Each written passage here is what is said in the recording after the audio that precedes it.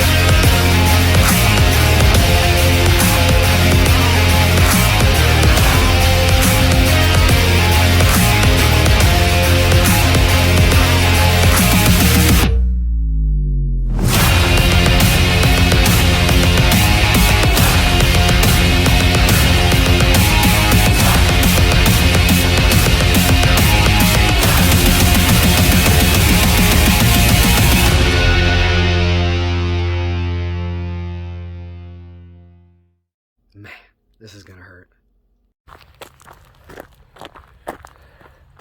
So today I'm going to talk about running and hiking in the cold. So it's 3 degrees wind chill right now, and I'm quite comfortable. My dog is happy.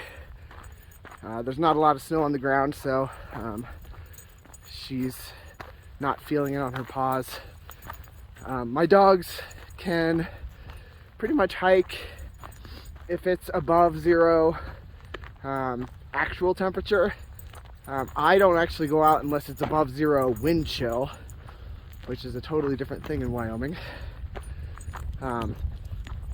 But if there's snow on the ground and it's below zero actual temperature, Hope tends to and Samani tend to get frozen paws, so they start limping and it's painful for them, so I don't take them out in that kind of weather. If they start limping, I turn around.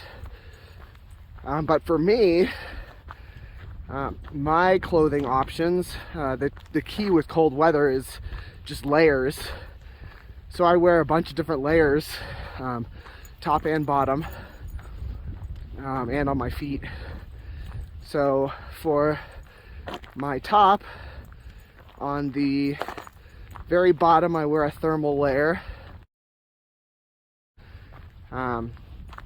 This can be anything from merino wool to, I think what I have on right now is like a polyester mix.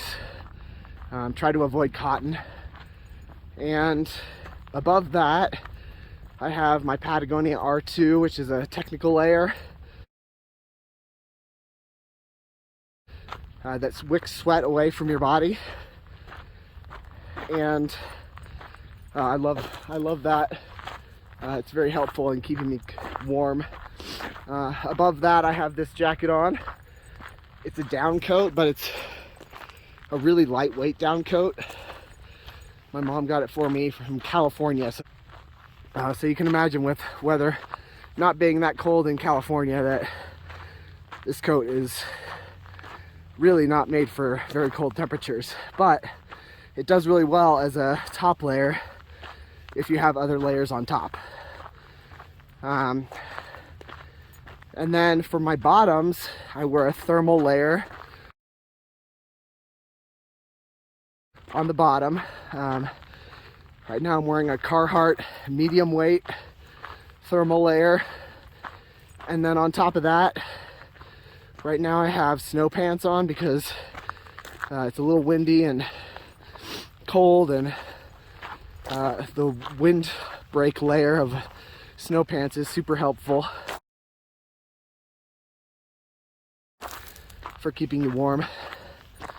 Now if it were above, say, 30 degrees, I probably would either take the thermals off or put a lighter pair of pants on over the top of them. And then if it were over 40, I would just have a light pair of pants on. Because, you know, you warm up when you're exercising. For my feet, I wear a liner sock when I'm going long distances. Like today I'm going 10 miles or so, maybe 8. I guess we'll see how far I can get with the snow. But I'll wear either Injinji toe socks or just a basic liner sock that is really thin, and then I'll wear a wool sock over the top of that. Catch my breath. Basically, with the liner sock,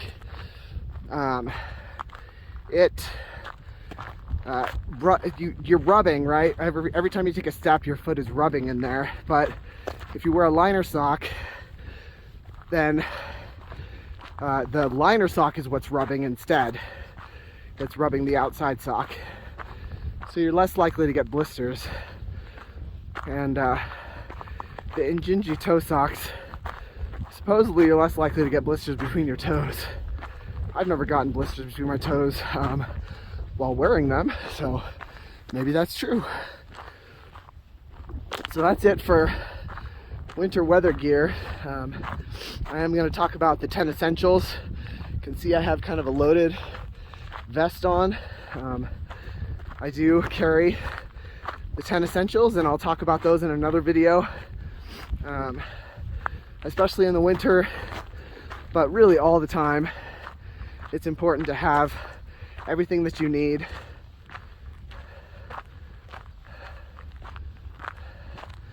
It's important to have everything that you need to survive if you get stuck out here in a snowstorm or you just get lost or whatever.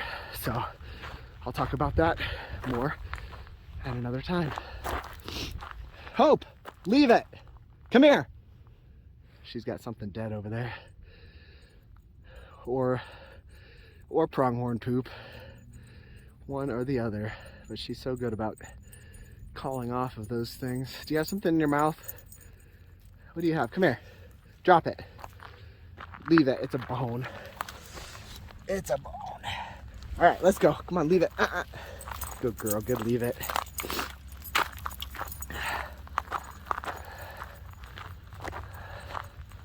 All right, I'm gonna run, so I think I'll get off my camera.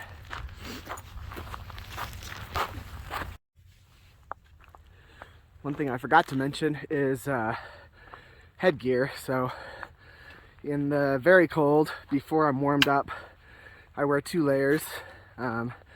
One is kind of a thermal underlayer, and then the other one is a fleece hat with 2 layers.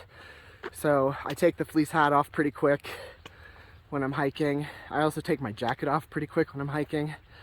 And just stuff everything in my vest. So anyway, that was what I forgot to say.